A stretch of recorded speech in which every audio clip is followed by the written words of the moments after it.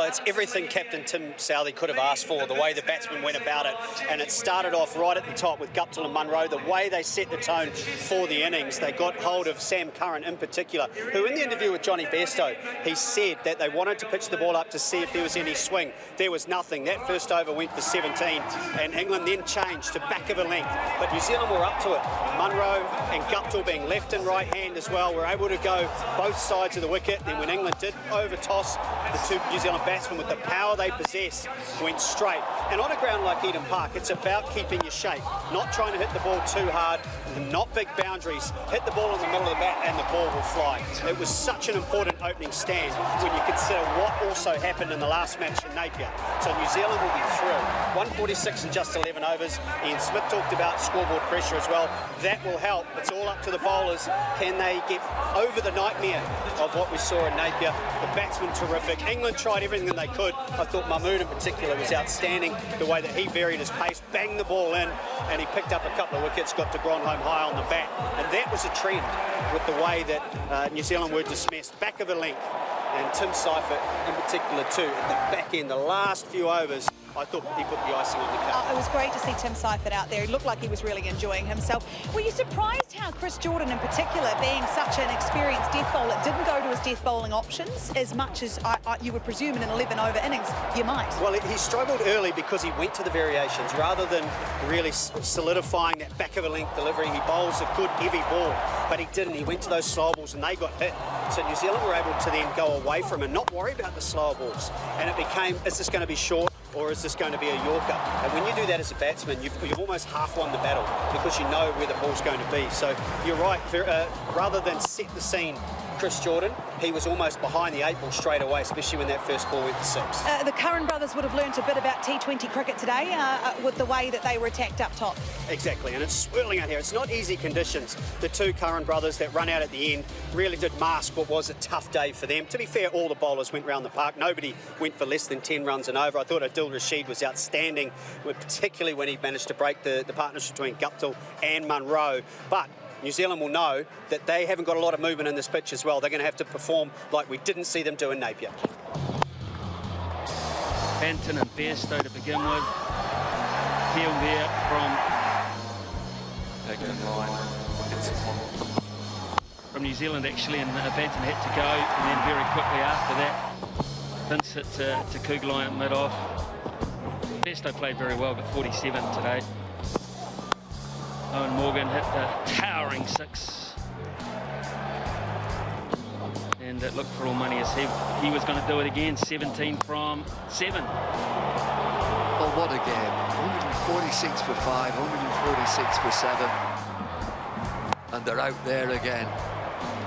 It's 292 runs, you know. 292 runs in 22 overs. I tell you, that T20, old hat is that. It's too long. Far too long.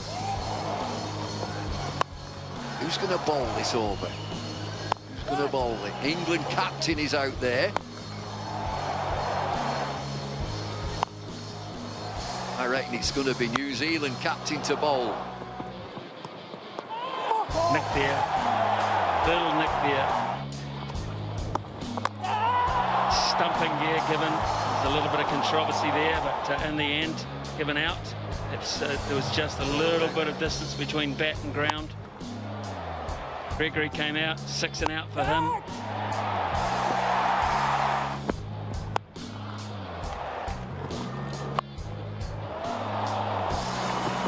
England got closer and closer. Lost Curran. Out came Jordan. Big 6 over point.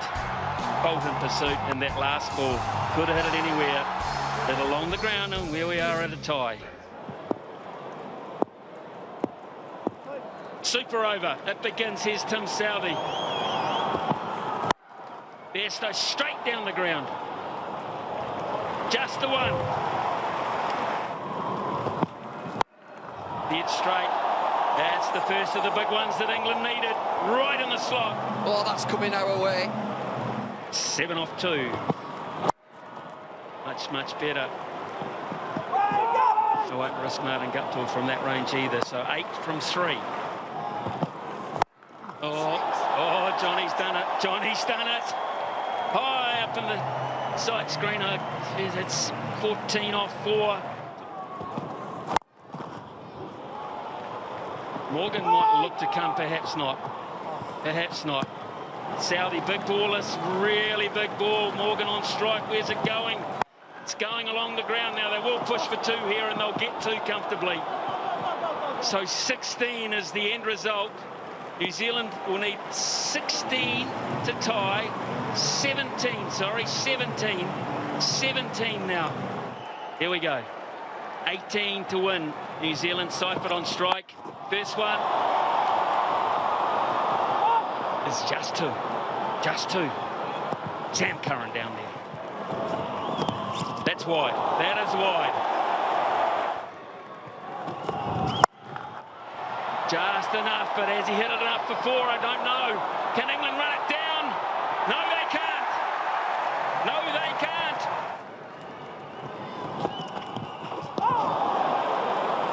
Brilliant. Absolutely brilliant.